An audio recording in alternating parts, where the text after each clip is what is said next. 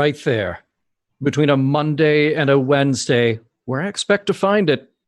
It's Tuesday night, and that means it's Mission Log Live. I'm John Champion. And I'm Ken Ray. Yes, it is Mission Log Live. When you and John and I get together to talk Trek, Star Trek specifically, here's how it works. We bring on a guest, we ask them questions, then we bring you on and you ask them questions. And oh, what a time we have. Now, of course, for that to work, you have to get in touch with us. And here's how that works. You can click on the link to our Zoom meeting, or you can use the one tap from your smartphone.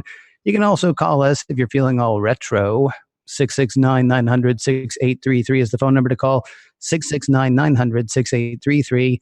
Then you enter the meeting code that you'll find in the show description and the comments. Then you can be part of our merry, merry band. Joining us this week, Star Trek expert, friend of the show, and Eagle Moss's own Ben Robinson. Ben has more Star Trek knowledge in his pinky than I have in my entire body. I would say that he's forgotten more Star Trek than I'll ever know, but I would be surprised if he's forgotten anything Trek related. Plus, I forget almost all the Trek stuff all the time. So feel free to dive deep, join our Zoom meeting, use the one tap from your smartphone, or give us a call, 669-900-6833. Hey, I'd like to say hello to the people who are already joining us on Facebook and joining us in the chat. There's Kim, there's William, there's David, there's John Cooley. Oh, we know you, John Cooley. There's Mr. Willie, there's Peter, there's Steve, there's Evan. Will says a big hi, guys, exclamation points in tow. So welcome to the show, everybody. And we hope that you... Yeah, wait. Oh, wait. Yeah. I'm sorry. Did you say Mr. Willie is in the chat room? I said Mr. Willie is in the chat. All right. Yeah, he's right. He says, hi, Ken and John. He got both of our names right. Nice. Be safe, dude. Batten down the hatches. Come on. I can't believe you're here. All right. It's good to see you. Right. Carlos says, yay, Ken has been released from Moonbase Alpha. Momentarily. And there's Ben, and there's so many people. Thank you all for joining us. And we hope that you pose your questions and comments for Ben when we have him on in just a moment. So thank you to everyone who is watching live on Facebook or on YouTube. And thank you to the people who are catching the video later. And finally, thanks to the people who are listening to the audio-only version of the show. It's not just about this show, though. The Roddenberry Podcast Network is a network of podcasts available at podcast.roddenberry.com. You got your Mission Log, you got your Mission Log Live, the Trek Files, Women at Warp, and Priority One. Collect them all at podcast.roddenberry.com. And finally, please validate our collective existence wherever and whenever you're watching or hearing this show. You know what to do. You head to the source, you hit like, you hit share. You write a review, or you give us 5 stars. All we need is love. All we need is love. Love is all we need. Love is all you need? That's all we need. Love is all we need. Okay, fair enough. Hey, I want to remind people about some stuff that we have coming up, after they're done giving us all those stars and doing all that rating and liking and what have you. Stuff in Sansar, which, of course, is the VR platform with which we're working. This Thursday, oh my goodness, the next VR event is this Thursday. It is round 1 of the Mission Log 2018 Trivia Tournament. 3 contestants walk in, and it's not a blood sport, okay? 3 are going to walk out as well, but only 1 will advance. In other words, it is a trivia tournament. That's this Thursday at 7 p.m. Pacific, 10 p.m. Eastern. Other times, other places, check your local listing. Sansar.com, by the way, is where you go to sign up. All you need is a machine that runs Windows for that. Okay, now for the full VR thing, you do need either an Oculus Rift or an HTC Vive, but you can join in the fun without those things. You download the app, you create your free account, and you dress your avatar. It all starts at sansar.com. And then, John, you were teasing last week that we were going to have a special guest coming up in a couple of weeks. Do you want to spill the beans? Do you want to say the name? Do you want to say the magic words? Tease no more. If we say his name 3 times, does he just magically appear? He is he is our friend and sometimes guest on this show, the one and only Academy Award winning Doug Drexler. So he will be your guide in the Nexus on the 27th. Do not miss that. Whether you're joining us with Oculus or you're joining us on a desktop, you know that he is somebody who you wind him up and let him go. And he has got stories to tell. Yeah, I'm really looking forward to seeing what it is that excites him in the Nexus. I mean, first of all, I can just imagine him picking up everything that you can actually pick up in the Nexus. I would imagine he will do. But I'm looking forward to hearing the stories that he has about the stuff that turns him on. So that is Thursday, the 27th of September, also in Sansar. And that again will be 7 p.m. Pacific, 10 p.m. Eastern. I think that's the time we're going to stick to because that seems to work best for people on the East Coast and on the West Coast. And people in England stay up late, get up early. I'm sorry. I wish there was more I could do about that. Maybe we will. What about our listeners in Auckland or Tokyo or Kyoto? Sure. Yeah. What about them, John? Yes. What about them? I'm going to get you on that. Okay. Is that I'll okay? work on it. Yeah. Something else we need to hit. We've got another poll question because we tend to keep doing those. Do you want to go over last week's? Yeah, so last week, of course, we had Rick Sternbach on. It just seemed appropriate with a guy who has spent so much time designing space hardware, Star Trek hardware, that we would ask you, space suits or spaceships? We know it's almost unfair because all of our questions are unfair, if you haven't caught on to that yet with our polls. And a whopping 12% of you said space suits. 88% of you said spaceships. Now, I'm going to assume that my spaceship has a spacesuit in it, but you got a little more room to stretch out in a spaceship. So maybe that's why I can. There's absolutely no reason to assume that there is a spacesuit in your spaceship. Remember all the people who are freaked out that there might be 0G in a spaceship, that there might be no gravity. So so today's question, by the way, this is kind of interesting. Today's poll question, in front of the camera or behind the scenes? And speaking of behind the scenes, look at that. Look what I found, or what found me, or something. Can't get rid of him, guys. Always behind the scenes. That's so weird. It's like he's in my head. Kind of. When we say Rod's got your back, he like in a creepy way. He's got your back. It is creepy. They're all saying they love you, by the way. Okay. They're not saying anything about you. Said I was creepy. Being creepy at all. Oh, no, okay. Nothing creepy about this. Nothing. Bye. Yeah. So when it comes to your fandom, what interests you more? That's the poll question. What we see in the TV shows and movies, the stuff that actually gets seen, or is it stuff behind the scenes? Is it the stuff that went into making it? The stuff that never made production? Is it the actors that turn you on, or the people who wrote what the actors acted? These are the kind of questions that we're asking when we say in front of the camera or behind the scenes. So far, there are lots of people who like to hear about the things they didn't see. 65% say behind the camera. 35% say in front of the camera. Don't forget, we're running that poll all the way through the end of this show, and then well past the end of this show, all the way to the beginning of the next show. That's how much time you have. So it's like 12 hours, 15 maybe, John. I don't know. It's some time. At least. Yeah, that's interesting. I was thinking about that and thinking back to being a little kid and watching Star Trek for the first time and Star Wars for the first time. And I love the fantasy and the stories of all of that. But I know from a very young age, wanted to know what made all of that work. Like, we know that the spaceships and phases and all that aren't real, but the real things that exist, the real props that the prop makers had to make and the sets that had to be built, I wanted to know about that even before I really understood how it was that movies got made.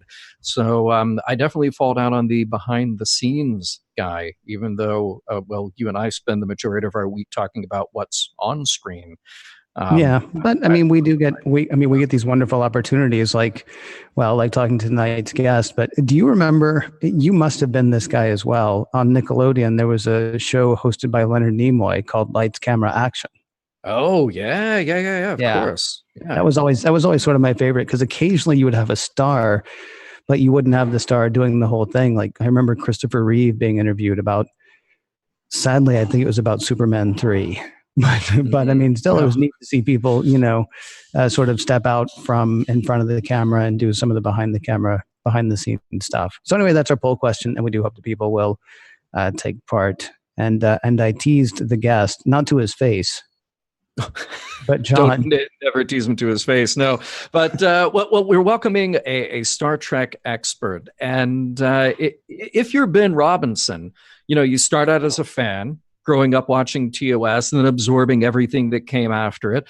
And then you might move on to being an editor and writer for the Star Trek Fact Files and later Star Trek the magazine. And let's say you add in a little book consulting and maybe interviews and collaborations with some of the most important behind the scenes figures in Trek history, like Andrew Probert, Nicholas Meyer, and Robert Wise, and the late great Matt Jeffries. And then on your path, your journey to being a Star Trek expert, you could parlay that into a job as the go-to Trek person for huge collections for fans, like, say, Eagle Moss, making sure that their teeny tiny starships are up to scratch. That's the journey that our guest took, and our guest has done all of that and more. Please welcome Ben Robinson to the show. Hello. There he is. I am. Well, welcome to the show, Ben. A pleasure to have you here with us, a Trek expert with deep bona fides in the franchise and behind the scenes. So glad to have you with us tonight. It's a pleasure to be here, and I have forgotten more than I know, I'm sure. Okay, we'll put that to. Having hung out with you just in the past 24 hours, I find that hard to believe because you have an encyclopedic. I mean, unless you're just making stuff up, which I guess is possible. No. But like, no, you open a drawer and you're like, that's from that, that's from this is from those things. And I was blown away because you said names and such that I hadn't even heard. I've got a question though. In getting ready for tonight, you and I are roughly the same age. Why Star Trek and not Star Wars for you? How does Star Trek end up being the thing? Or are you general fandom and Star Trek just happens to be what we know you most from? No, I think Star Trek more than anything. I mean, I grew up in the UK, so Doctor Who was a big thing for me as well. I think the fact that it was on every week made a big difference to me. Star Wars, I was like very excited when I went to see Star Wars, but then I had to wait 3-4 years for the next one. So I got a bit impatient. I mean, I'll tell you something that's funny. This is Doug Drexler was responsible for me discovering that they weren't making Star Trek anymore. So I was growing up in the UK and I was watching Star Trek and I had no idea that they'd stopped making it in 1969. So until I bought one of Doug's poster magazines in 1976 when I was 7, I guess. And I was reading it and it said talking to William Shatner, and what have you been doing since the series ended? And I was horrified to discover the series had ended and that there weren't going to be any more episodes. Wow. That must have been a tragic day for you. It was. I still haven't recovered. Yeah. Well, let's talk a bit about your Trek journey then. You have this affinity that I'm finding very interesting. And by the way, for those of you who are watching or listening, as Ben said, that he lives in the UK, but he is currently visiting LA, which is why we have the pleasure of welcoming him on the show at a normal time for you. And Ben has been kind enough and interested enough to kind of look through some of the Roddenberry collection and give all of us some ideas of what's in Gene's drawers, as we say. So what I'm interested in here, you have this affinity for Lost Trek, that sort of nebulous period in the 70s. And it's all that stuff from the end of the original series to the premiere of the motion picture. There are all these false starts and series that didn't happen and movies that didn't happen. I'm curious, what are the holy grail items that you've seen that really get you excited? I don't just mean anything you've seen here, but just in your years as a Trek expert that you can share with us. And then the follow-up to that, what are you still looking for? What are those missing pieces? Well, the thing that I'm particularly obsessed with is what's now known as Phase 2, but was actually known as Star Trek 2 in the mid-70s, which was an abortive TV series that was going to bring all of the original series cast, apart from Leonard, apart from Spock, back. And that morphed into Star Trek, the motion picture. But before that is the stuff that is the kind of the most obscure of the obscure. And you have some things here in these drawers that are related to it. They were going to make, there was a film that was going to be made in 1976, 1977. It was directed by Philip Kaufman, or would have been directed by Philip Kaufman. It had Ken Adam as a production designer, Ralph McQuarrie as a concept artist. And there are various bits and pieces. So there was an enterprise, which is part of the inspiration for the Discovery, that was designed by Ken Adam. So anybody who looks at Discovery and says, "Oh, I don't like that," has to remember that was fully approved by Gene back in 1976, 77, and was designed by probably the greatest production designer who ever lived. So there's stuff related to that, which I always get excited by. One of the things about it is we don't know what else there is. Ken Adam and Ralph McQuarrie were on that film for up to 6 months, certainly more than 3 or 4 months. And you would think that there would be more stuff than we've seen. So somewhere out there may well be more of that. Interesting. All right. So, by the way, we're getting comments from people who obviously know your Eagle Moss work, and we can talk about how you kind of came to that. But I just want to jump in with something. John Cooley right now says, "Hey, can we please have a motion picture dry dock?" He says that would be amazing. I, for one, would just go nuts alternating docking my TOS and TMP enterprises. I'm sure that John also wants it to be suspended around the ship without any visible means of support. Yeah. And to have dental mirrors in it. Yeah, right. I was going to say, John, you and I joke all the time about chasing each other around various offices or places with the tiny little ships. One of us could hold the dry dock, and the other could just walk around that person for an hour. Yeah, that would be the shot. That would be the shot. Thank you. Yeah, that would be the shot over and over again. I have a question for you. So when John is asking about the stuff that you're most interested in, it's been interesting talking to you. There are things that are sort of like ancillary. It's like, obviously you're into the ships, and we'll talk more about those in a bit. And then there are things that nobody has seen, or that, very few people have seen, like scripts and things that weren't produced. Some people know the deep story on things like that. I'm thinking about sort of the in-between stuff, like stacks of stationery, like old programs from things and things like that. Is there anything? I guess there are a number of things that I'm wondering about you. Like, are there things like real world things, like you heard about a guy who had a thing one time that you've seen? Are you personally a collector of ephemera, or do you like building collections for other people? I mostly like building collections for other people. My obsession is concept art. So a lot of that's digital, but I have a large trunk full of copies. And I'm not interested in the originals particularly, but I'm interested in seeing how things evolved and how they changed. So the one Star Trek thing I really allow myself to collect is concept art. And unproduced scripts I have a real yen for.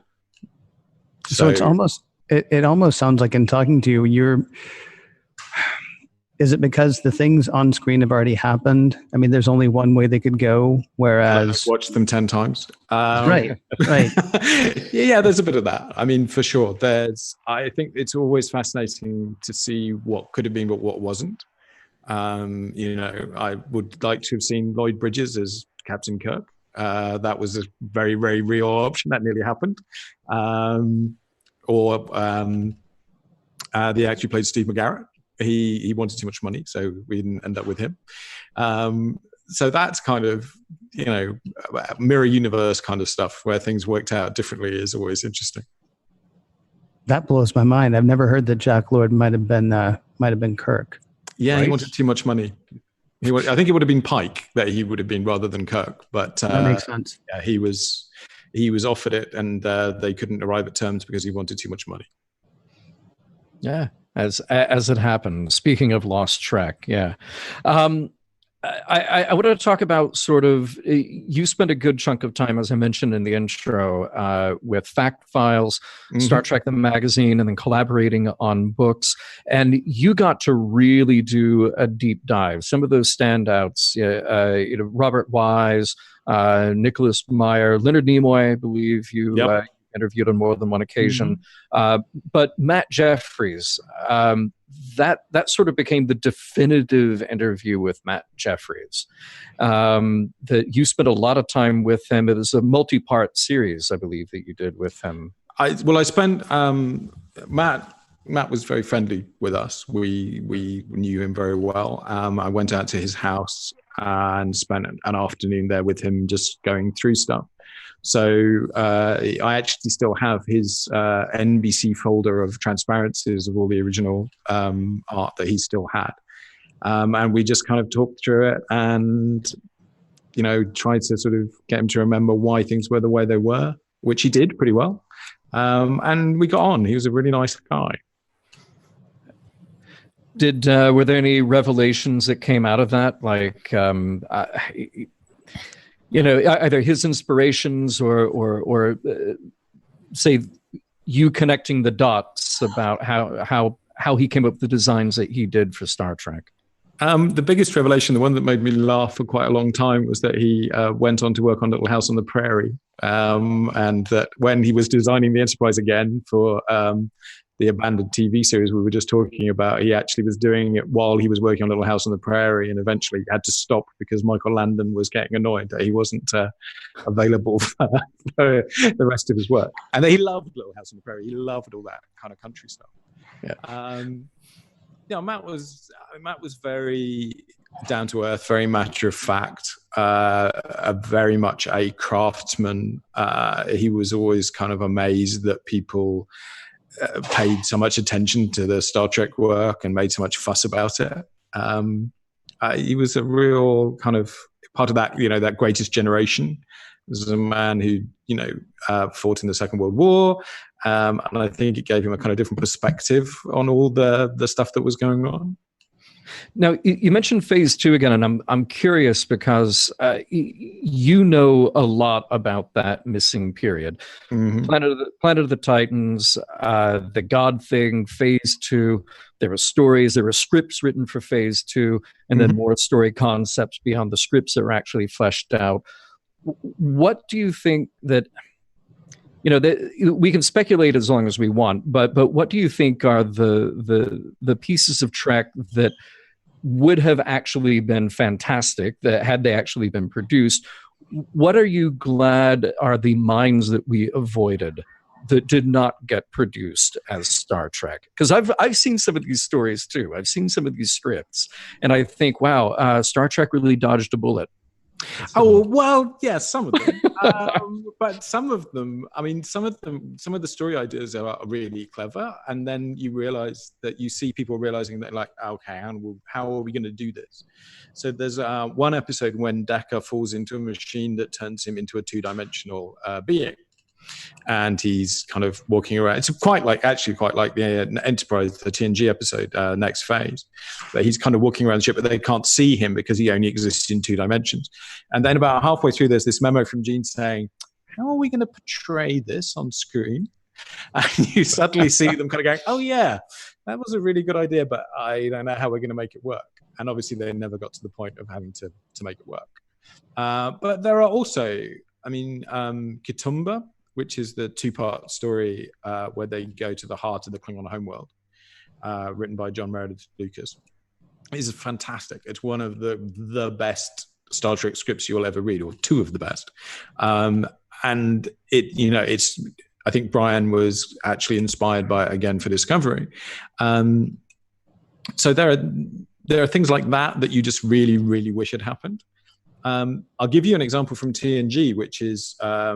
Both would have been amazing and could have been really, really terrible, is Herb Wright, the more than slightly eccentric writer-producer, was convinced that he was going to be able to do a story with Arnold Schwarzenegger. Arnold Schwarzenegger used to eat in the Paramount commissary with an old friend of his who worked on the Paramount lot. And Herb was able to go up, thought he could go up to him and he could get him to come and be in this episode of Star Trek. So he was going to be, there was going to be a story that was kind of Q Olympics. So two Qs would pit Picard and his crew versus an alien species. And the alien species was going to be led by Arnold Schwarzenegger. And there are things in it like there's cosmic surfboards. I mean, it's seriously kind of out there. And obviously, if it had had Schwarzenegger in it, it would have just been incredible in every sense. Well, look, we did get The Rock on Voyager, so Exactly. He started. Yeah. You can take all the credit for The Rock. Yeah. That almost sounds like a weird, I'm sorry to say it, awful sequel to The Way to Eden. In a way, that is the one with the dirty, filthy space hippies, isn't it, John? Yeah, okay, that's right. Thank you. Hey, I want to remind everybody, if you have a question for Ben, because I'm seeing some questions turn up in the chat room. Unfortunately, they're going by too fast. Plus, I'm having trouble getting the full question. If you get a question for Ben, call us. I mean, get in touch with us at the Zoom meeting, or you can use the one tap from your smartphone, or just pick up the phone, 669-900-6833. Maybe you think, oh, I don't look good enough. Well, you sound great. 669-900-6833 is the phone number to call. 669-900-6833. Then enter the meeting code that you'll find in the show description and in the comments. And then you can be on and ask the questions yourself. There's been something that came up. I think it was when you were talking about the Adams/Macquarie Prize. A couple of people have said, "Gosh, it'd be great to see that as a ship." Getting to what you guys do at Eagle Moss, I'm curious how it is you go about picking what you do concentrate on. I mean, I know you've got over 100 at this point, so I mean, I don't know if you're running out or where you are, but how do you go from, oh, this would be kind of neat, to this is in a box on the way to someone's house? Well, part of the appeal of the collection was always going to be that we did ships no one else had done. There are a lot of quite nice models of Enterprises out there, or Voyager, or Defiance. We, from the beginning, wanted to be the people who did the Alex Yeager fleet from First Contact, or the Daedalus class, which we ended up doing after 100 issues. So that's part of it, is that desire, I think, to be complete, particularly for Starfleet ships. We're pretty close to being complete now. We're still working on some of the ships that appeared in the wreckage at Quailor 2, and in the background in the odd shot. So there are Excelsior concepts that we're working on at the moment. There are a couple of like rare variants of ships. So there's the original version of the Nebula class that appears in the wreckage at the Best of Both Worlds. So that's sort of one of the guiding lights, is to make sure that we have a complete collection of Starfleet ships. And then you kind of think, well, actually, we ought to make sure we have a complete collection of Klingon ships, and then we ought to have a complete collection of Vulcan ships, and so on and so on. And then some of the other stuff's just cool stuff I like. That's all it comes down to. Right. I know there was the joke earlier about space dock. Is there anything that you've looked at and thought, oh, maybe someday, or oh, that's just going to be too big? I mean, is there something that every now and then you come back and go, maybe? We're just about to do Vija.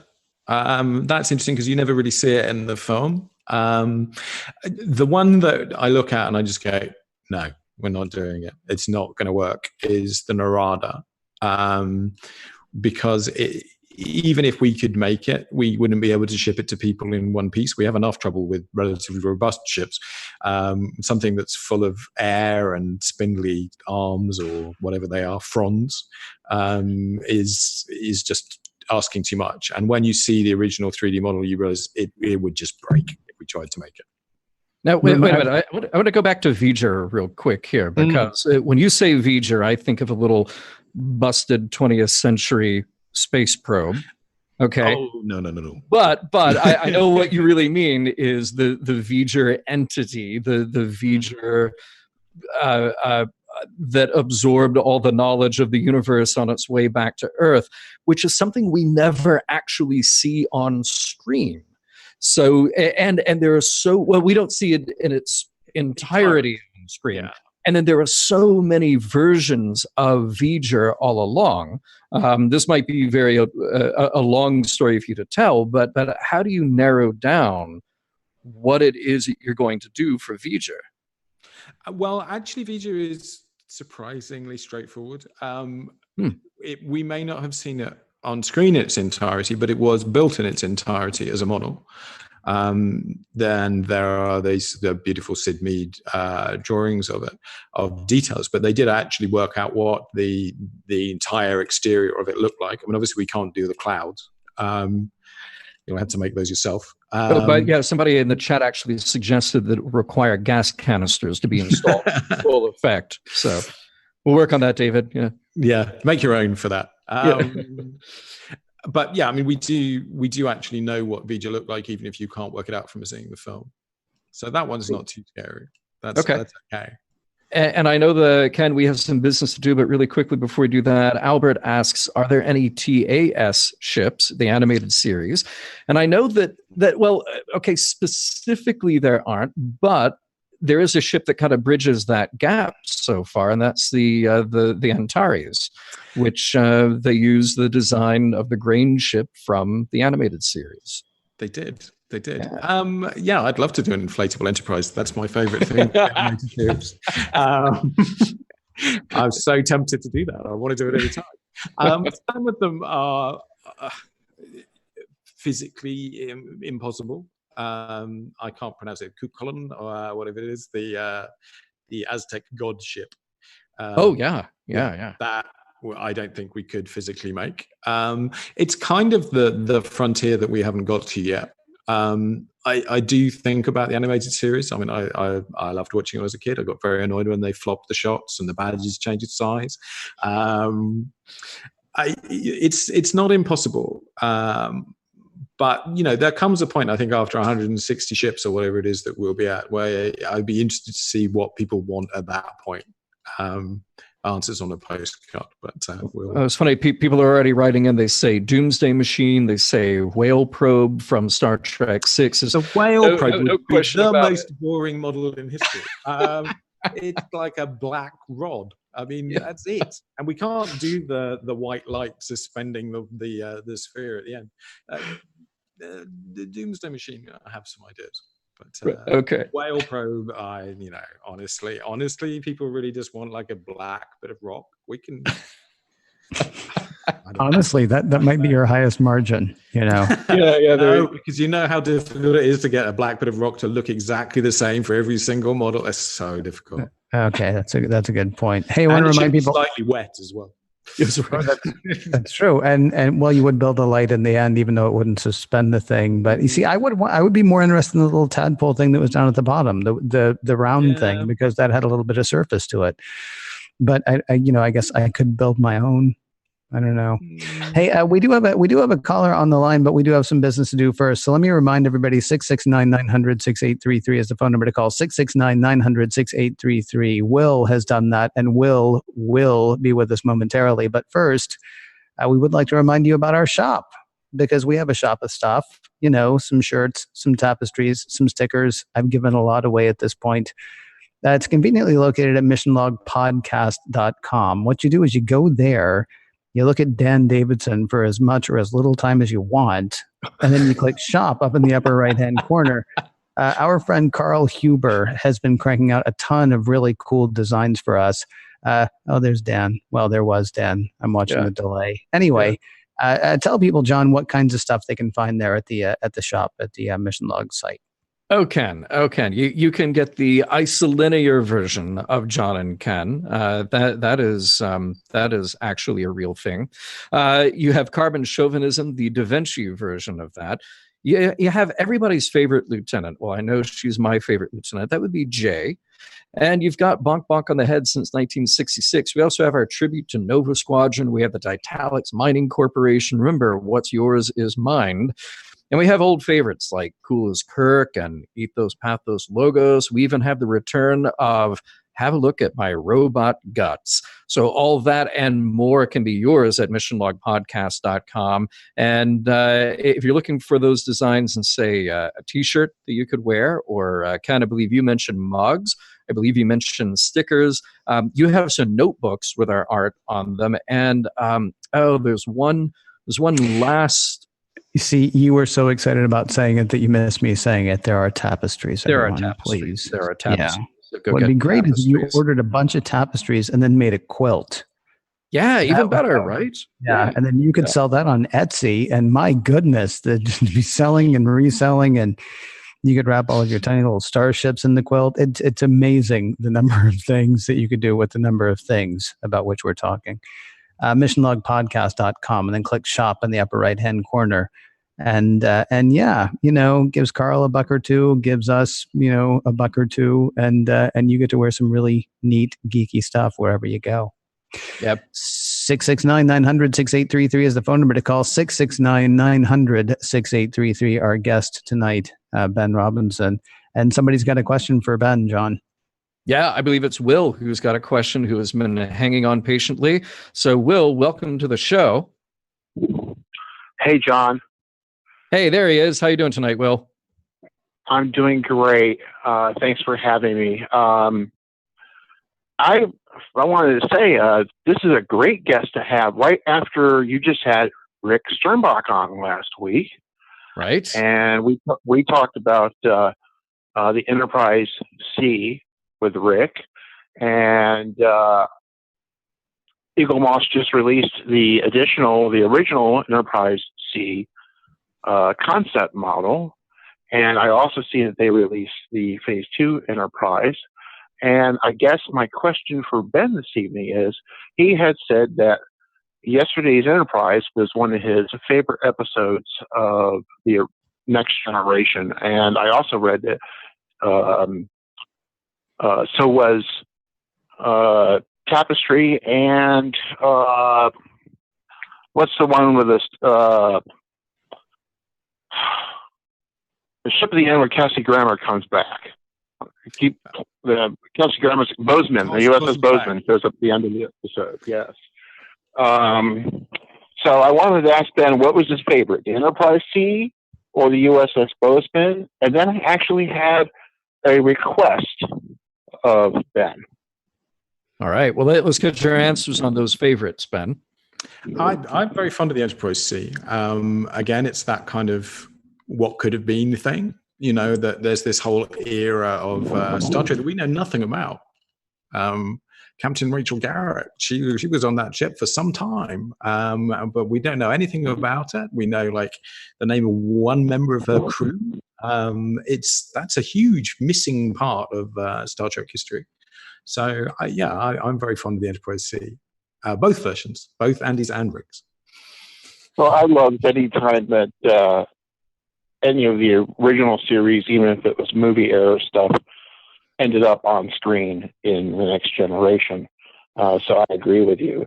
And I guess my request and my reason for calling in tonight would be, as much as I love your entire line and the detail of the Eagle Moss ships, is there any way you could possibly give us an Enterprise set in which all the Enterprises were to scale with one another? We looked at it. I know it's something that people want. One of the fundamental things about our business model is that we're able to say to people, it's the same price every ship. Okay, we do big ones that are a bit more expensive or whatever, but that was a big part of the offer, and it being predictable and fair. And the problem with doing all the enterprises in scale with one another is that they will be radically different. And that means they would be radically different prices. The NX-01, if you put it next to, I'm assuming we're leaving out the J because that's miles long, so we wouldn't be bothering with that. But to have the NX-01 and the E, you're talking about something really, really different. And it's a pricing issue. And we decided that practically, most people want to be able to put things on a shelf in their den. And therefore, we picked a size that worked for that rather than making everything in scale. And it's unfortunate in some ways, but I think it actually makes for a better collection. It's a beautiful collection, and I asked simply because I didn't know if you could make it all in one set, but I understand that. And thank you for taking away a question and having me on tonight, guys. Hey, thank you, Will. Anytime. Yeah. I have a question for you, actually, and this may sound weird, and it's certainly geeky, but hey, we're doing a Star Trek podcast with a Star Trek expert. So, when I got my tiny little Franklin, I immediately tried to wipe off whatever the heck got smudged on it because all of my other starships look amazingly like pristine. And then luckily I didn't try too hard to rub everything off because I realized we've only seen the Franklin after it was buried under stuff for like 100 years, 150 years. Is there any, when you guys, I mean, is screen accuracy what you're going for? I mean, like if we had only ever seen a ship with a hole blown in its side, is that what you would have? Or would you have this is this ship when it came off the line? And if you want to make it, all bunged up, you go out and drop it on a rock. That's a good question, actually, because obviously the ships that are the wreckage at Wolf 359, we have not just done a smashed up bit of the cell or whatever. So those do look pristine.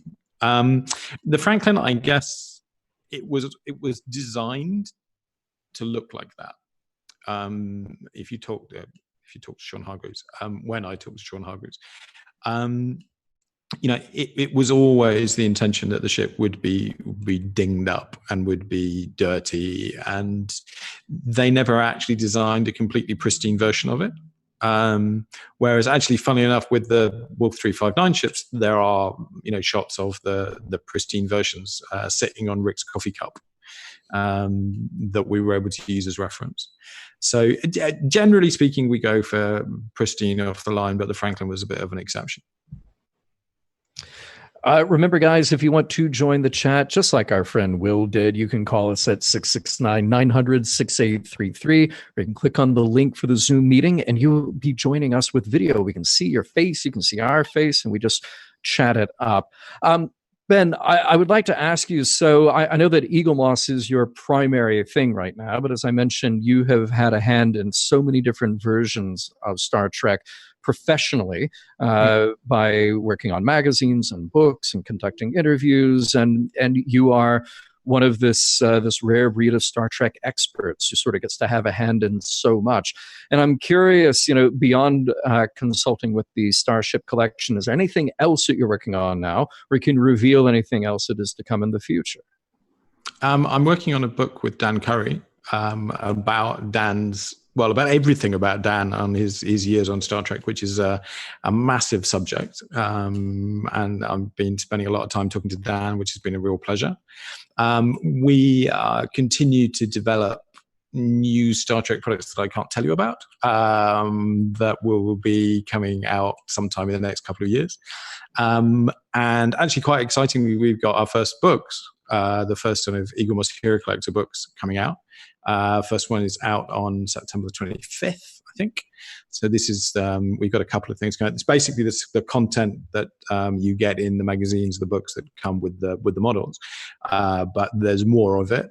We pull it all together. So we're doing one series of books that's like a kind of Jane's Fighting Ships for Star Trek, which should build up into this kind of massive encyclopedia that has all of the new Starfleet ships from Discovery, apart from the Enterprise, which arrived a little bit too late to be included, but we have the original Enterprise, so that's fine. And then another series which is about the designing of the ships, which again has got extended articles and more articles than we ever put in with the models. And you talked about the fact files. We're actually going back and digging out the material from the fact files and going to do some kind of we call them illustrated handbooks, but they're like technical manuals for the different ships. So the first will have all those isometric drawings of all the different rooms on the ships and all the tech and all that kind of stuff. So the Enterprise D will be out next year, and I'm all going well. That will be followed by an original series handbook, which is something I've been wanting to own for a long time. Going to what you were talking about earlier about things that have not been seen on screen, sort of, in DC, they call them Elseworlds. I don't know if you're familiar with that thing in DC. Okay. For people who don't know, Elseworlds will be a thing like, what if Bruce Wayne's parents had found Kal-El when he crashed here? So he grows up with the power of Superman, but he's raised by the people who end up giving you Batman. What is that like? That seems to be sort of the kind of thing that forgive me for putting words in your mouth, that seems to be sort of the kind of thing that interests you in the stuff that never got made. I want to jump over to something that Eagle Moss does as well, which is you guys actually put out collections of comic books, graphic novels, things like that. One of the ones that you guys have put out is Harlan Ellison's City on the Edge of Forever. His original script, that treatment of it. Is there, and I don't know exactly what my question is there an area that you would like to see somebody explore in that realm? Because you guys didn't draw that. I mean, you reprinted from somebody else's, right? Yes, it's a library edition, as it were. So we took that from IDW. I mean, I would love to see IDW do the Phase 2 scripts as a comic book strip. I think that's something that's really interesting. I mean, one of the things I find very exciting about this time in the history of Star Trek is that CBS All Access is clearly looking at all manner of ideas for Star Trek, and that these kind of gaps in the history, you hear rumors, you start thinking yourself, oh, it would be really cool if they did this or they did that. And I kind of hope that we get to see some of those gaps plugged actually on TV in regular episodes of Star Trek. Finally finding out where Captain Picard will be in 20 years' time. Or, well, not 20 years' time today. 20 years after the last time we saw him. Is that what you personally would like to do? Because there's been a lot of... we don't like to talk about the fact that there are divisions in the fandom, even though we did a whole panel on a fandom divided earlier this summer. Do you want to see them keep going back and plugging holes in the history, or do you want to go where no Star Trek has gone before? I'm excited by the thought that I don't know what it's going to be. I think there is a bit of a problem with technology inflation in Star Trek, that the number of times the writers were like, oh, how do we get out of this? And then someone had some brilliant piece of technology, and then a couple of weeks later you're wondering, why didn't they use that brilliant piece of technology that they had a couple of weeks ago? So I think you keep going into the future, how much shinier can the spaceships get? How much tighter can the uniforms get? So I think there's a limit to going forward. I think there's also something interesting about being able to say, how did they get from here to there? To me, what I like is the idea that you'll have Discovery in one time period, you'll have the Picard show in another time period, and potentially you might have something else in another time period. So we could have a Zefram Cochrane series. We could have a Khan in the Eugenics Wars series. All those things are possible. And that's actually, I think, a bit more exciting than, there'll be another ship with another captain. Our friend Earl says that he's still holding out for his pitch for a Discovery spinoff cooking show, Wok with Vok. I think you're onto something, Earl. I'd watch it. Yeah. Yeah. Human or Klingon cuisine, though. That's maybe Kelpian. You don't know. Yeah. So, yeah, I know. What, too soon, Ken? Is that it? Yeah. Always too soon for that, John. Always too soon for that. Hey, I want to remind people, if you do have questions, and thanks to everybody who's posting questions in the chat room, but give us a call. 669-900-6833 is the phone number to call. 669-900-6833. Should we go ahead? Should we do the promo for the thing, and then of course I'm sure, because you spent a good bit of the day with them, I'm sure you've already told Ben all about the lightning round. Oh yeah, we were looking at stuff in the archive, and it slipped my mind. Slipped your mind, yes, of course, because that never happens. All right, well. Ben, I didn't grow up in England, so I don't know if you have lightning rounds there or not, but we'll find out in a moment, and you'll find out how they go if they don't. Really quickly, though, I wanted to tell you about something to do a little bit later tonight if you're listening to live, and I certainly hope you are. Stay on Facebook and catch the live recording of Priority One, a Roddenberry Star Trek podcast. They're going a little bit late tonight. Generally speaking, that show starts 8 p.m. Pacific, 11 p.m. Eastern. They've shifted to about 8:30 tonight, 11:30 Eastern. Elijah, Kenna, and Anthony bring you news from all over the Star Trek multiverse. This is TV and movie news. This is gaming news, literary reviews, and then lots of interaction with the listeners as well. So, like I say, 8:30 tonight, 11:30 Eastern.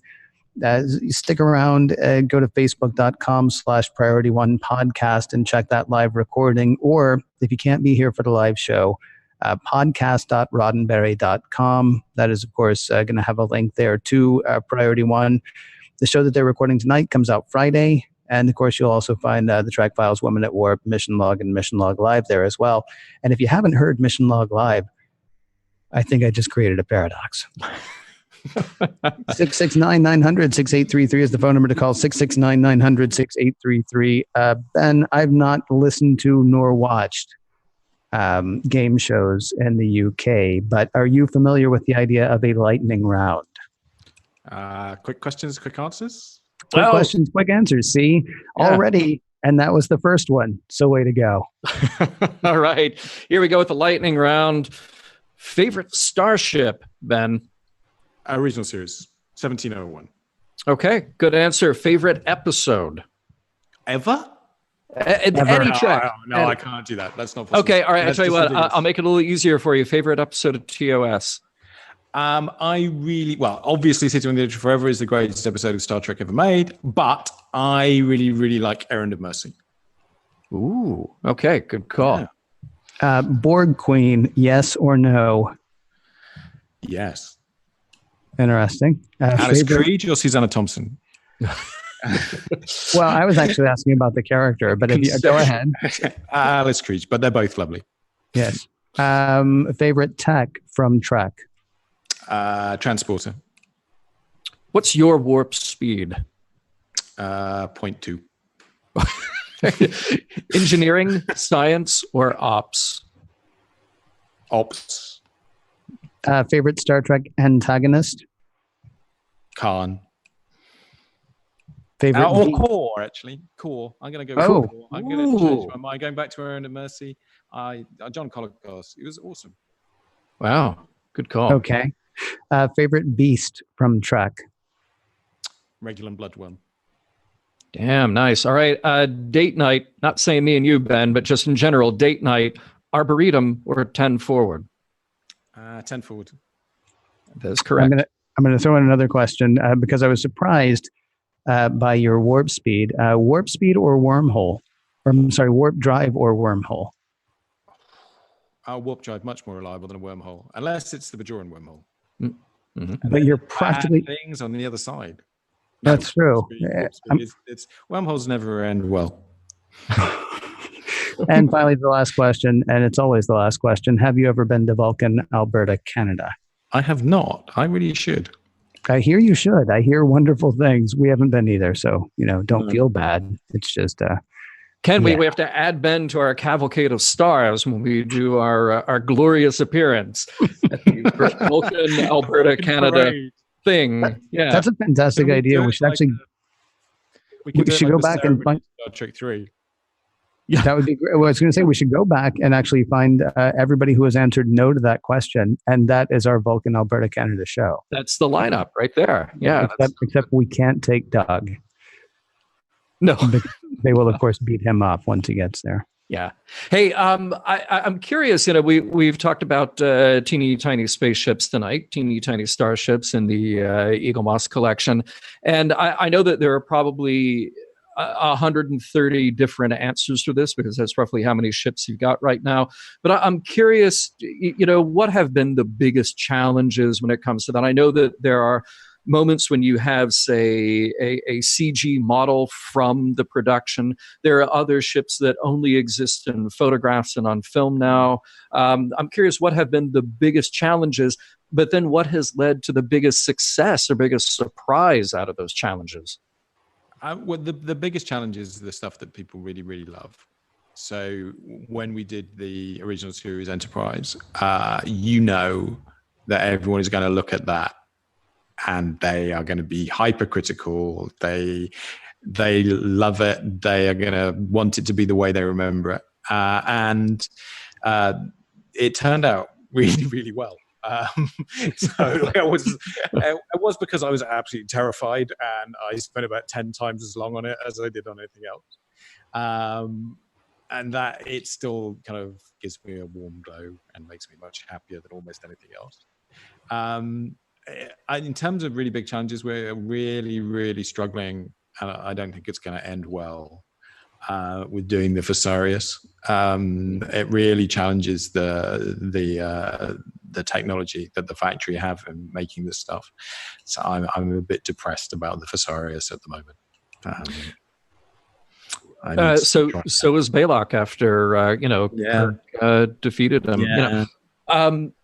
When you mentioned the Enterprise, I mean, obviously that's the ship that everyone has spent the most time poring over with every detail, and there have been so many articles written about it. I mean, do you find that you have to sort of shut out a certain amount of the noise at some point? I mean, I've read entire websites about whether or not there are lines on the deflector grids on the top of the. They're in pencil. They're in pencil. They are there, but right. Or the color: is it gray? Is it green? Is it blue? Is it there's just so much about it. Yeah, I mean, any of our ships. The truth is that they are, although they are I generally would say they are the most accurate, and that we have the best reference, and that we take the most trouble, certainly at our price point. But there are always things on them. We're making $25, $30 models. You cannot make something that's the equivalent of a $10,000 model. Though I'm quite flattered that people treat them as if we were able to. So there are always compromises, and I think that you just hope that it feels right.